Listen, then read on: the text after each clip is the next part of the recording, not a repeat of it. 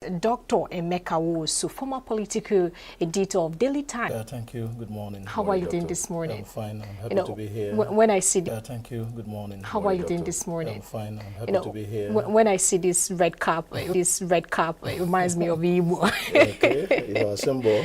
Okay, reminds me of Igbo. Okay, you are a symbol. Okay, could you tell us how the Igbo leadership, has evolved from the pre-colonial state?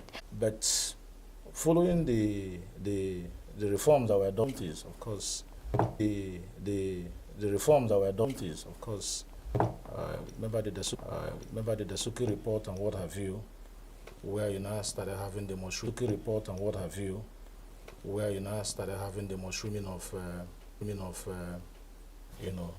leadership, traditional leadership in the southeast. Now start having excess here and there, multiplicity. But otherwise, some parts of Igbo societies, we have organized systems. Have all these places, in other areas, people came together to identify leadership by age, and of course, leadership by age, and of course, it is believed that age symbolizes wisdom. Okay. So that what gave rise to the when the man came in, they couldn't, identify any leadership structure, and it was difficult for them. Was that what gave rise to the Wenweze? And how do you think that the war between 1967 and 1970 changed our structure of leadership? The war between 1967 and 1970 changed our structure of leadership.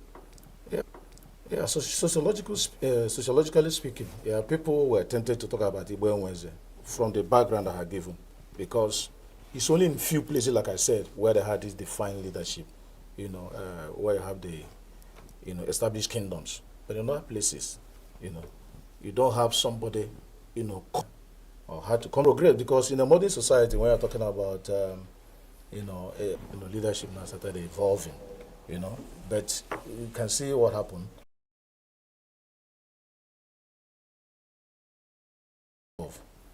But what we ask ourselves today, where are we? Absolutely. Continue to maintain that. Even before the military itself, let us get it right, because the golden era in Igbo leadership was during the prior to the First Republic, the post-colonial era, when you had the likes of Nanda Zikiwe and Dr. Emma Akbara and the Caribbean. That was when Igbo was Igbo, and then you had the Igbo State Union then. So when they took a decision, it was, binding on everybody. So that was the golden era. People that could come and summon a meeting, everybody that was anybody in Igbo land would honor such invitation. And that was how we were able to come together to fight that civil war as a united people. So what is happening now in the Igbo leadership structure? Well, we have a problem. We must acknowledge that we have a problem. And that is what has, over the years, the efforts have been made, to see how we can have an acceptable leadership that will really resonate with the people, with the aspirations of the people. So efforts have been made. And partisan politics, one of the things that created a problem for us, because most times when politics comes into issue, the whole of Igbo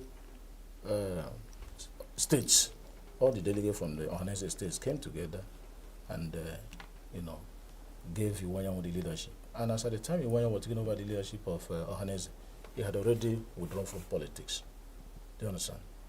He has already retired from politics. So it was acceptable to people across divides, and was now ready to fight for the interests of the Igbo nation. I'm just no victor vanquish, no vanquish, and of course proclaims the reconstruction, rehabilitation, reconciliation. Yeah, they're 3 hours. But 3 hours, and since then, you could see that there was a plan clearly to divide the eastern region.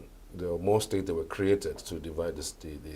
So, do you think that the state of the country at that time was looking to divide this eastern region, given that the unity that has formed? Do you think that move worked? Because somebody who is from Rivers State, and then granted them state, more or less like granting them freedom.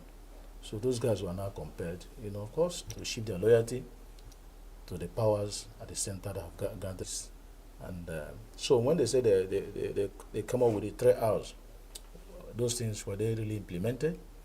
Because if they were implemented, we won't be shouting about marginalization, because all the infrastructure that were damaged during the war, none was ever repaired.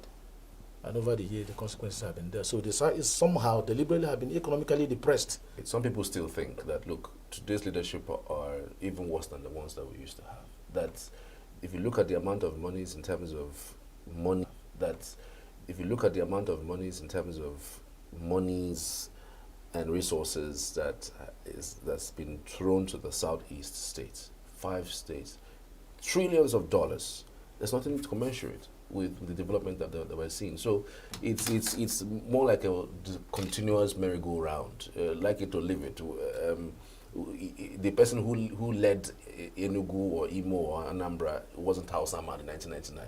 Neither was it a Yoruba man. The leadership we have today is leadership that is driven purely by, and again, most of these leadership that have been thrown up here, some of them are even externally instigated to the motherland. You see, most of people think they have lost faith in the electoral process because you go there, exercise their franchise. At the end of the day, what you come up with is not a reflection, of the will of the people. So when somebody does not owe any allegiance to you, the way has emerged, it does not owe any obligation, then the tendency is that it will continue. The problem we have is that those that are supposed to even keep them in check, like our houses of assembly, because if you go by the constitution, they are the ones that are supposed to keep these governors under check. But you find out that most of these members of the House of Assembly are even the products of the governor themselves, because they march through their, the party platforms, and who are the people that control the party platforms? So it is these governors, these cabals. So they enthrone their people, and that's why most of them are hamstrung. They will not be in a position to act even in the best interest of our people. So we must begin now to hold this discussion to see how we can hold our leaders. I said that brought him into power was flawed, and they made fantastic recommendations. So if the country had implemented those recommendations, it would be difficult for any leader to now manipulate the electoral process, that will now throw up leaders in their own image. So this is one area that everybody needs to work on. Better for the Igbo posted than us, part of the leaders. They know that, look, even if we are fostered enough from our side, primary allegiance is to the people of Eastern Nigeria. Now begin to use our resources to help our people. I have written countlessly, talking about regional approach to development in Southeast. We can come together, I think, sincerely speaking, I want to believe there are people who have sworn that Igbos will never rise to that position of leadership in their lifetime in Nigeria. Those are people who are playing God. Why? Why is that like that? Well, I think they see Igbos as a threat. Do you understand? Because God has given us that special gift of holding our ground anywhere we find ourselves. Nandaziki was clearly the leader after the death of Herbert Macaulay. He was the one that championed the cause of the liberation of this country, and equally influenced other leaders.